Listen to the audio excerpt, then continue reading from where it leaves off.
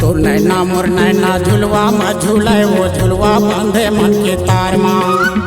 बड़की पर ना सुगर बोली बोले वो सुआ बोला ते दुआर माँ आमोरे रानी आमोर दीवानी जिया था तोर आधार माँ आमोरे रानी आमोर दीवानी जिया था तोर आधार माँ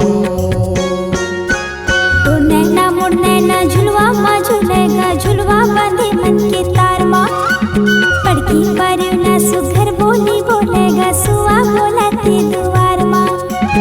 आमोरे राजा आमोर दीवाना जिया थो तोर आधार मगा आमोरे राजा आमोर दीवाना जिया थो तोर आधार मगा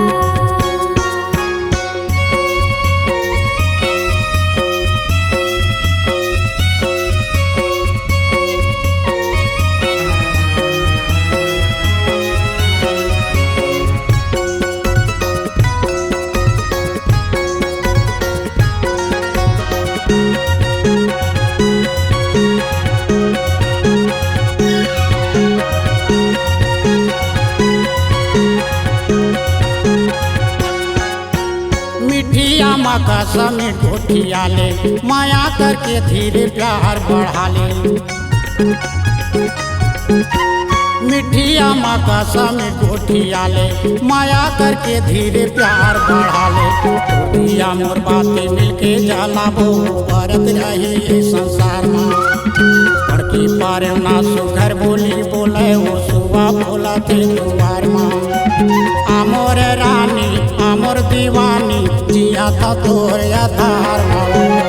आमोर रानी आमोर दीवानी जिया था तोर आधार माँ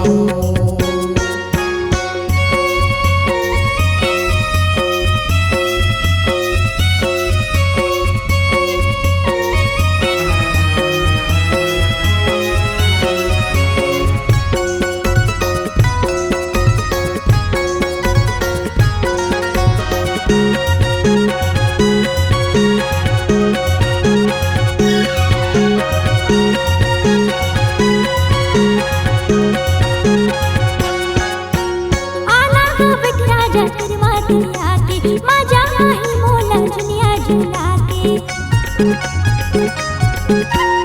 आना का बटरा जटरवा दुनिया के मजा आई मोला दुनिया झुला के तुरकाया मुरकाया एक संग मिले गला पटले के अंधियार माँ पड़की पर ना सुघर बोली बोलेगा सुआ बोला ते दुआर माँ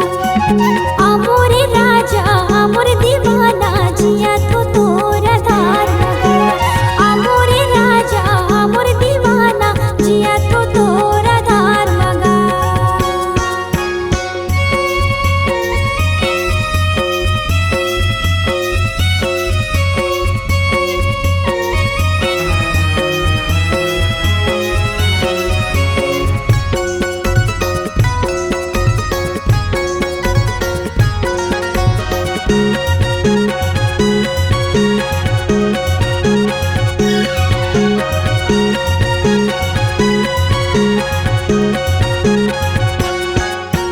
जुड़ जुड़ लागे मोला पवन पुरवैया झुम झुम के गावा थे बन के चिड़ैया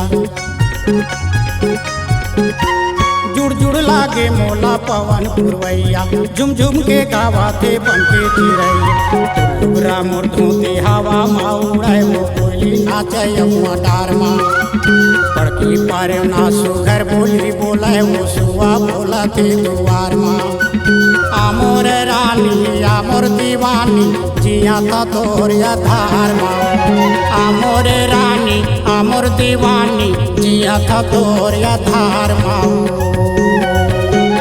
आमोर रानी आमोर दीवानी जिया था तोर आधार माँ तो नैना मोर नैना झुलवा में झूले वो झुलवा बंधे मन के तार माँ बड़की पर ना सुगर बोली बोले वो सुआ बोला ते दुआर माँ आमोरे राजा आमोर दीवाना जिया थो तोर आधार मगा आमोर रानी आमोर दीवानी जिया जिया था तोर आधार माऊ